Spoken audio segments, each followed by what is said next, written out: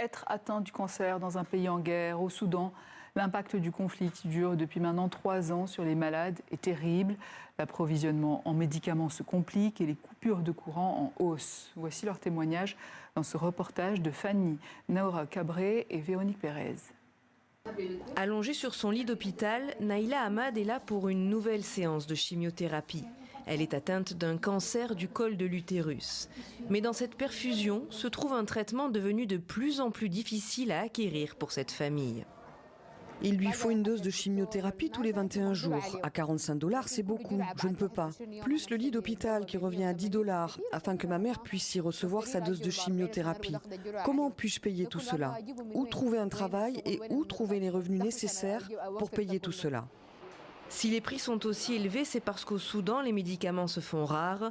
La guerre qui fait rage dans le pays depuis 3 ans impacte leur approvisionnement. Les conditions de vie sont difficiles, tout a augmenté. Avant, on avait du mal à faire face au prix des denrées alimentaires. Maintenant, on a du mal à faire face au prix des denrées alimentaires et des médicaments qu'on ne trouve plus d'ailleurs. Au Soudan, les patients atteints de cancer bénéficient gratuitement de médicaments pour compléter leur chimiothérapie. Des médicaments subventionnés par le ministère de la Santé.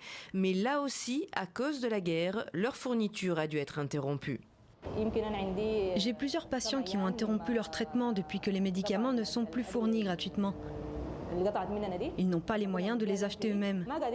Certains ont 2 semaines de retard dans la prise de leur dose de chimiothérapie. Ce retard a indéniablement des répercussions sur leur santé.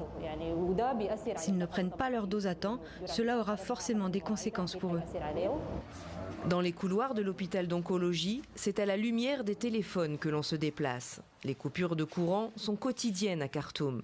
Les combats entre l'armée et les FSR ont sérieusement endommagé les installations et le matériel.